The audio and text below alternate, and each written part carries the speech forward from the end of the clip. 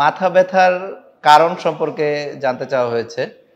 আসলে আ মাথা থাকলেই মাথা ব্যথা হবে। আর মাথা ব্যথা হয়নি বা এর এক্সপেরিয়েন্স নাই এরকম কোনো মানুষ আমরা খুঁজে পাবো না। তো মাথা ব্যথা যেসব কারণে হয়, যেমন টেনশন টাইপ হেডেক, অতিরিক্ত দুশ্চিন্তার কারণে মাথা ব্যথা হয়। তারপরে মাইগ্রেন হেডেক, এটা খুব কমন ইয়াং ফিমেল ইউজুয়ালি, মানে আমরা বলি যে মাইগ্রেন ১০ বছর থেকে ৭০ বছর পর্যন্ত যেকোনো বয়সী হতে পারে। তবে ফিমেল, মিডল এইজড, টিনেজ তাদের বেশি মাথা ব্যথা মাইগ্রেন টাইপ অফ যে হেডেক সেটা বেশি হয়। সেটা ইউজুয়ালি একপাশে হয়। এছাড়াও আরো হতে পারে, যেমন যদি কারো ব্রেইন টিউমার হয় সেই ক্ষেত্রে মাথা ব্যথা হতে পারে। অথবা আমরা বলি যে ব্রেইনের ভিতরে রক্তনালীর ফোসকা মানে অ্যানিউরিজম রাপচার, সেটা ফেটে যেয়ে মাথা ব্যথা প্রচন্ড থান্ডার ক্লেপ লাইক হেডেক, যেটাকে আমরা বলি প্রচন্ড মাথা ব্যথা হতে পারে। এছাড়াও কিছু মেডিকেল কজ, যেমন আ ভাস্কুলাইটিস, আ কিছু কানেকটিভ টিস্যু ডিসঅর্ডার, সেসব কারণেও মাথা ব্যথা হতে পারে। অথবা আরো কিছু ইনফ্লামেটরি কজ আছে, যেটা যেমন মেনিনজাইটিস, এনকেফালাইটিস এইসব কারণেও মাথা ব্যথা হতে পারে। এবং সাথে, সাথে মাথা ব্যথার সাথে অন্যান্য কিছু সিম্পটমও থাকে অনেক ক্ষেত্রে।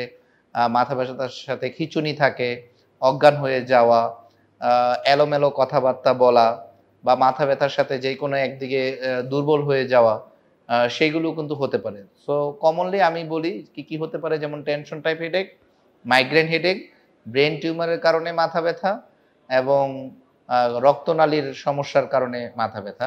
এগুলোই কমনলি আমরা ডিল করি মাথা ব্যথার কারণ হিসেবে। ১ম এ আমাদের চিন্তা করতে হবে কি কারণে মাথা ব্যথা সেটা আইডেন্টিফাই করা। যেটা আমি আগেই বললাম যে টেনশন টাইপ হেডেক, যেটা আপনারা জানেন যে আমাদের ব্রেইনের মাথার এই ২ পাশে টেম্পোরালিস মাসল থাকে। এই মাংসপেশি সংকুচিত হয়েও আ মাসল স্পাজমের কারণে মাথা ব্যথা হয়। এখানে ফ্রন্টালিস মাসল থাকে। সো দুশ্চিন্তাগ্রস্ত ব্যক্তি সবসময় যদি এরকম করে থাকে, তখন তার এখানকার মাংসপেশিগুলো স্পাজম হয়েও পেইন হয়, যেটা হেডেক আকারে হয়।